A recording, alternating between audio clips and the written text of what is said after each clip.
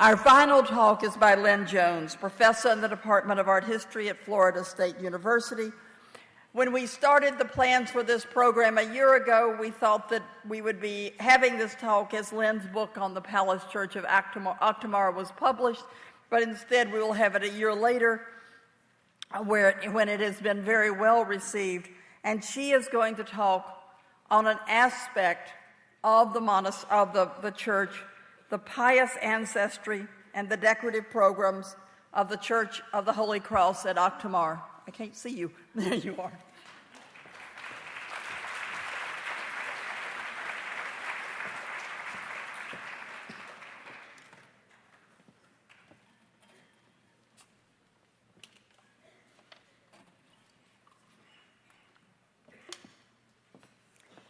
Thank you, Helen, very much. I am very honored to be here and very humbled to be here.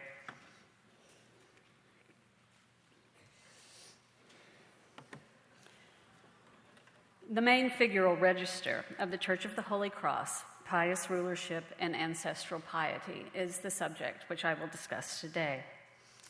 In 915, Gagik Artsrudi, king of the southern Armenian kingdom of Vaspur Khan, desired a new capital city.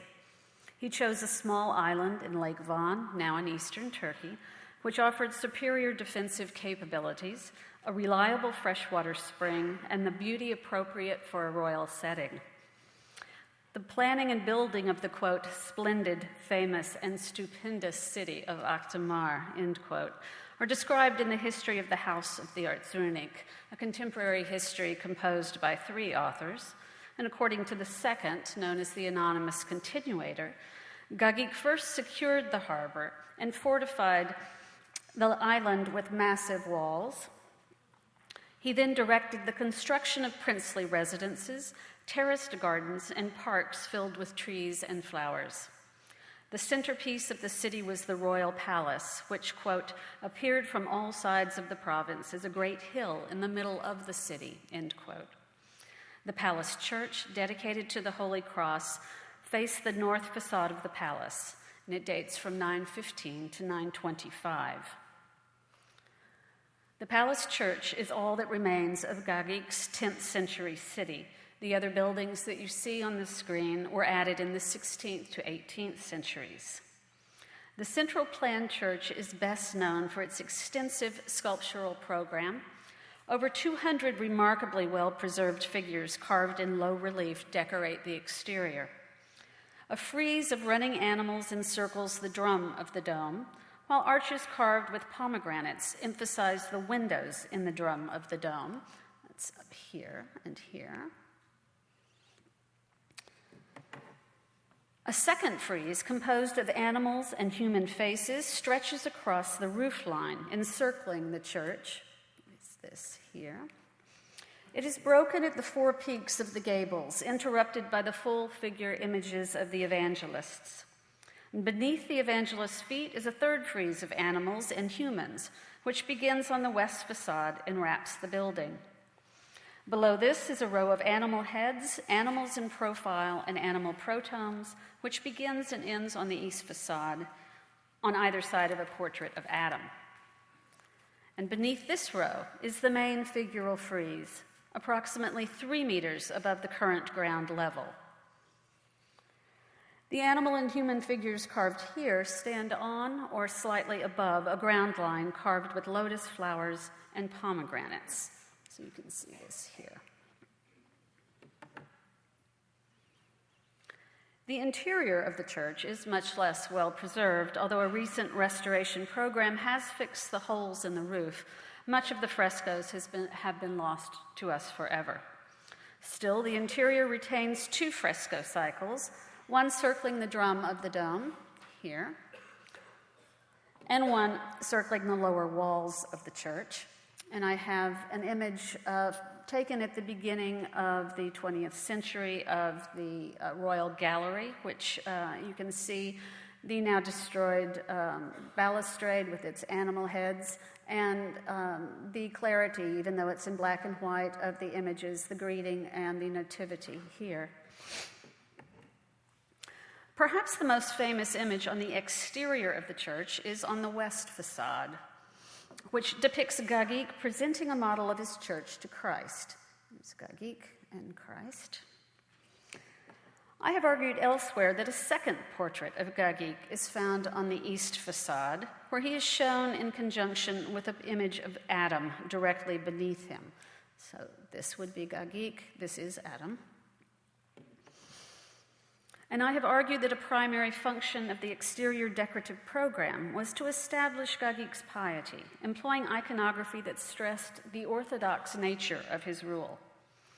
Today I will discuss the main figural register, which in addition to the west facade portrait of Gagik, depicts individual holy figures and biblical narrative scenes.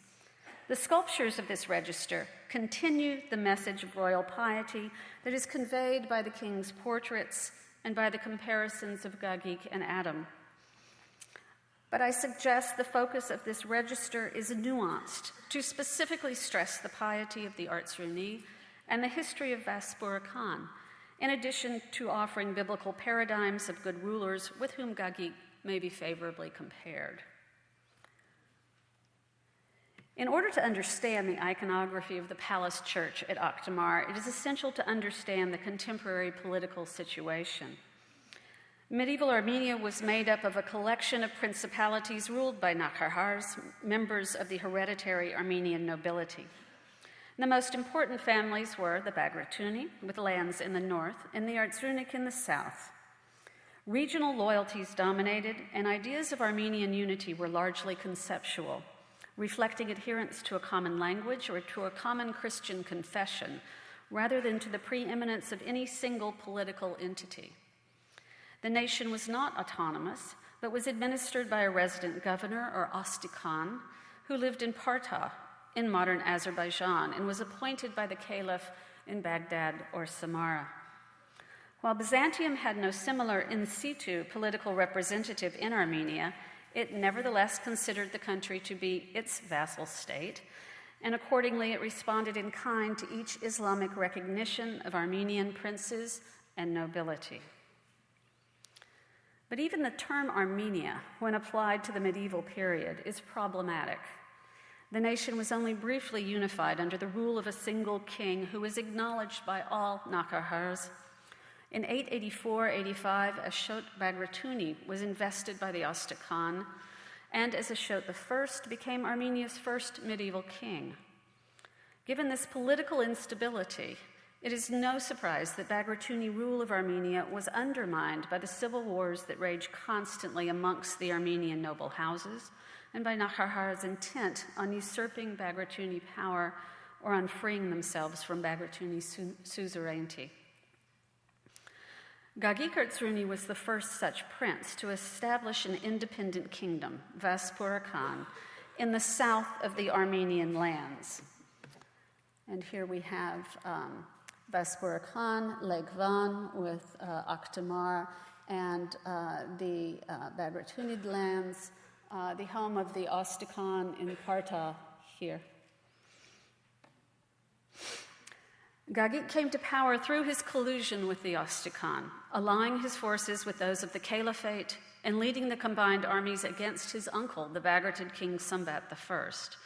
This began a chain of events which resulted in Sumbat's death at the hands of the Ostikhan, who then displayed the king's headless corpse, nailed to a cross, propped on the city walls of the Bagratid capital of Devin. Gagik was then the dominant Armenian power, but his piety had been severely compromised by his collusion with the Ostikhan. In contrast, while Bagratuni's secular power was shattered, their pious prestige was boosted to new heights by Sumbat's martyrdom. While it was important that Gagik be perceived as a powerful ruler, I suggest that in order to maintain stable rule, it was equally important that he establish or re-establish his pious persona, and that this need determined the particular iconography of piety chosen for the Church of the Holy Cross.